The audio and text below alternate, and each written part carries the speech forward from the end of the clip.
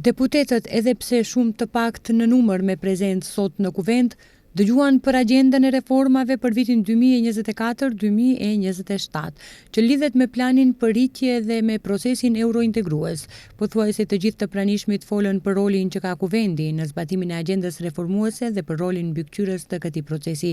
Kreu i kuvendit Afrim Gashi tha se kuvendi ka gatishmëri dhe detyrim që çdo reformë të trajtojë me prioritet maksimal. Duhet ta pranojmë se pas harmonizimit të legjislaturës son në masë të madhe me atë të Bashkimit Evropian, u dëshmua se sfidat e vërteta për ne nuk kanë qenë asnjëherë çështjet e reformave, por për fat të keq çështjet e identitetit. Rruga jon drejt Bashkimit Evropian s'ka qenë e lehtë, ka kërkuar dhe kërkon flijim, por këtë herë është e vetmja herë që ja vlen dhe drejt së cilës jemi orientuar. Kjo rrugë kërkon guxim për ndryshim, durim për t'u përballur me sfidat dhe pengesat dhe parashikim për t'i bashkuar fuqitë tona, tha Afrim Gashi, kryetari i kuvendit. Pushteti dhe opozita folën për nevojën e konsensusit të brenda kuvendit dhe mbikëqyrjen e pushtetit ekzekutiv. Reformat nuk janë vetëm çështje ligjesh, por çështje lidershipi dhe llogaridhënie dhe transparencë, tha ministri për eurointegrime Orhan Murtezani.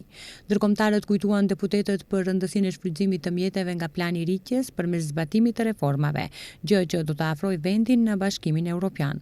Ata thanë se partitë mund të sigurojnë dialog dhe konsensus në kuvend. Agjenda e reformave parashikon një sër masash që vendi duhet të zbatojë deri në 2027 në fushën e luftës kundër korrupsionit, sundimit të ligjit, zhvillimit ekonomik e të tjerë. Zbatimi i agjendës lidhet me planin e rritjes përmes të cilit vendi merr ndihmë financiare nga BE-ja.